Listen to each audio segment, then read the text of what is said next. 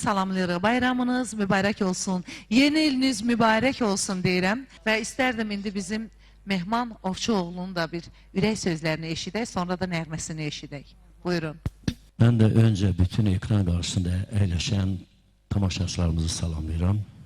Və sizə, Nazihan xanım, minnətdaram. Elə də bizim telli, sazlı, sözlü, borçalımızın aşıq tellisinə mən dəvət etdiyinizə görə çox sizə təşəkkür edirəm. Yığışıb sənətçilər, gülür ürəklər, çiçəklənib şirin arzu diləklər. Təbrik üçün Nazihan xanım, telli borçalı, göydən inir mələklər. Xeyir dua verək, ayalı qardaşım, qədəhlər dolsun, deyək arz. Nazihan xanımın bu verilişi mübarək olsun. Azərbaycanımız, ulu borçalımız, ay telli borçalı, bu verilişə baş əyir.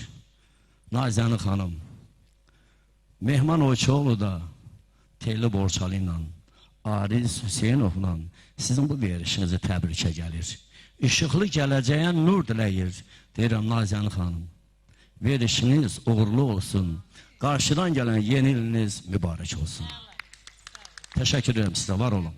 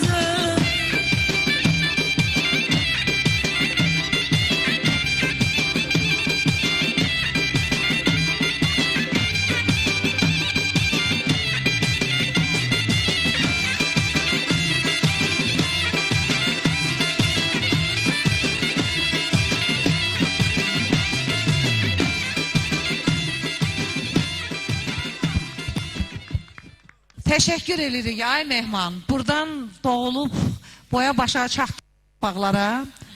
Yeni iliniz mübarək deyək.